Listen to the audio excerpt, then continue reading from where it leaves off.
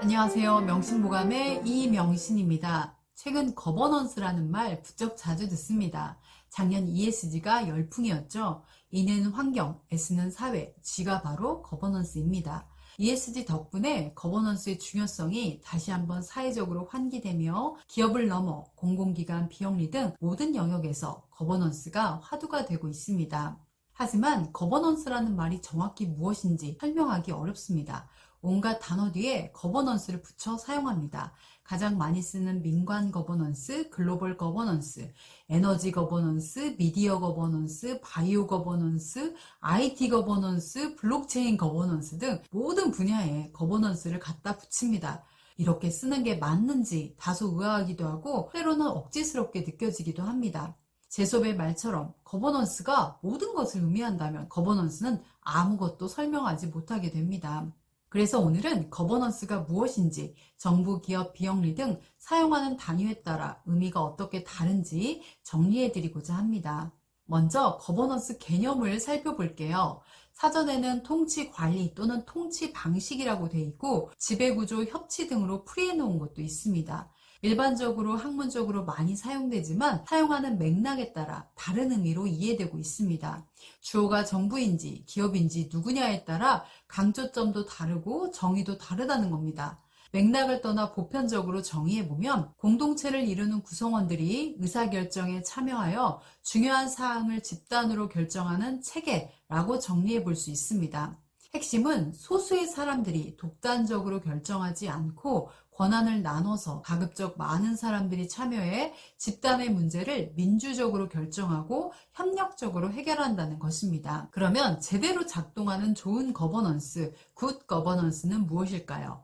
굿 거버넌스라는 용어는 세계은행이 해외 원조의 효과성을 높이기 위해 원조를 주는 나라와 원조를 받는 나라에 대한 공여 조건, 원조 지급 조건으로 제시한 개념입니다. 원조를 받는 나라의 공공부문 관리가 잘 되고 있는지, 사유재산권이 확립되어 있는지, 책임있고 투명하게 운영되는지 정부 효과성을 따집니다.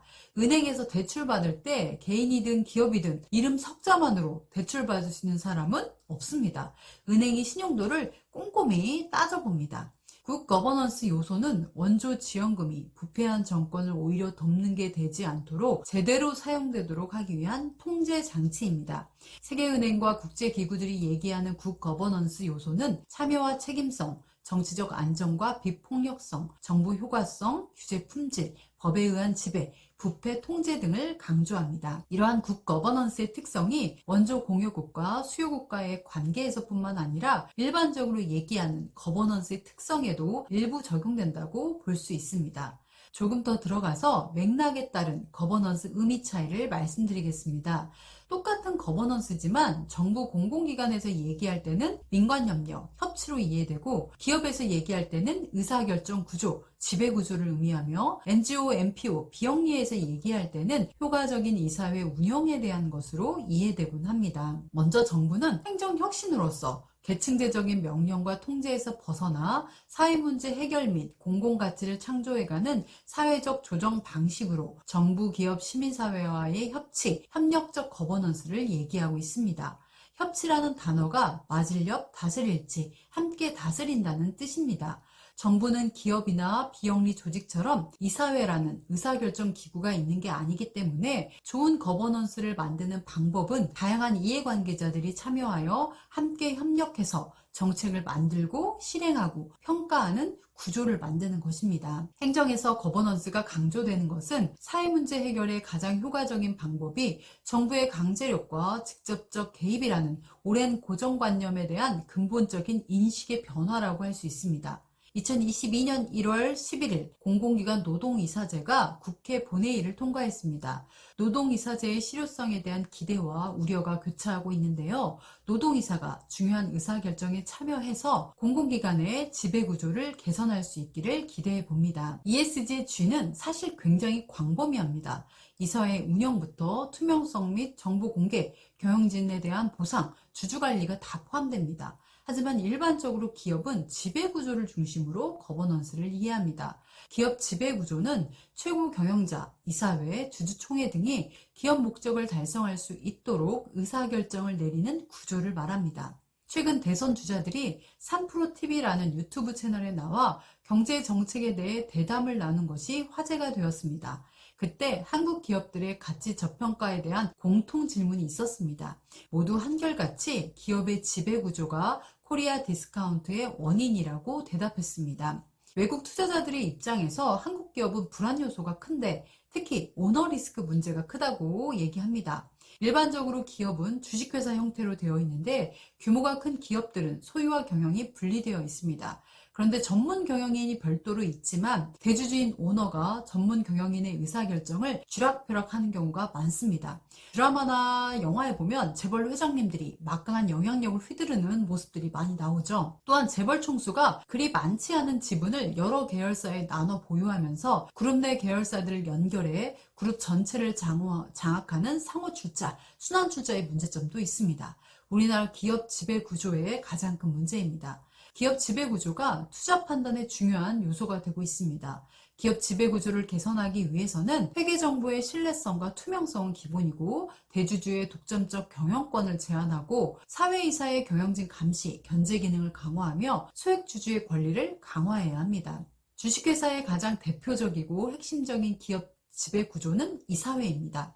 이사회는 주주를 대신해 최고 경영자의 의사결정이 주주의 이익에 합치하는지를 감시하고 그러한 의사결정을 승인하는 역할을 합니다. 그래서 기업 이사회가 제대로 작동해야 건전하고 투명한 거버넌스를 만들어 신뢰받는 기업이 될 수 있습니다. 무엇보다 투자자들이 ESG를 요구하고 있어 이제는 ESG 경영을 하지 않을 수 없게 되었습니다. NGO, NPO 같은 비영리 조직에서 거버넌스는 효과적인 이사회 운영에 초점을 두고 논의됩니다. 이사회가 얼마나 리더십을 잘 발휘하는지가 거버넌스에 있어 핵심입니다. 비영리 조직은 이사회, 사무국, 회원총회가 주요한 의사결정 기구입니다. 주로 비영리 조직에서 거버넌스는 이사회가 얼마나 제대로 역할과 책임을 잘하고 있는지에 의해 좌우됩니다. 많은 비영리 조직의 이사회는 조직에 기여하지 못하고 형식적인 기구로 전락해 있는 경우도 많습니다. 비영리 조직은 기업처럼 수익을 추구하는 조직이 아니기 때문에 조직이 존재하는 이유, 목적을 기반으로 조직의 비전, 사업 전략 등에 대해 논의하고 기부자들의 후원금이 올바르게 사용되었는지 등을 검토합니다. 실제 사업은 사무국에 의해 이루어지기 때문에 이사회와 사무국 간의 역할이 명확하게 구분되고 상호 협력적 관계를 형성하는 것이 중요합니다. 비영리 조직에서는 조직 생애 주기에 따른 이사회의 적응형 리더십, 적응형 거버넌스가 필요합니다. 이사회가 조직의 의사결정에 피관여할 때가 있고 한 발 물러서서 정책 수립에 집중해야 할 때도 있습니다. 지금과 같은 외부 환경이 빠르게 변화할 때는 새로운 비전과 전략을 제시할 수 있어야 합니다. 조직 상황에 따라 변화해야 한다는 것이죠. 비영리에서는 기금 모금, 자원 연계 등 이사회의 역할이 크기 때문에 이사회가 효과적으로 작동해 주기만 하면 조직은 천군만마를 얻은 듯 큰 힘이 됩니다. 이상으로 거버넌스에 대해 정리해 드렸습니다. 거버넌스가 만병통치약은 아니지만 이제는 정부, 기업, 비영리 어떤 영역이든 거버넌스가 조직의 핵심 역량이 될 것 같습니다. 오늘 영상이 거버넌스를 이해하시는데 큰 도움이 되셨기를 바랍니다. 감사합니다.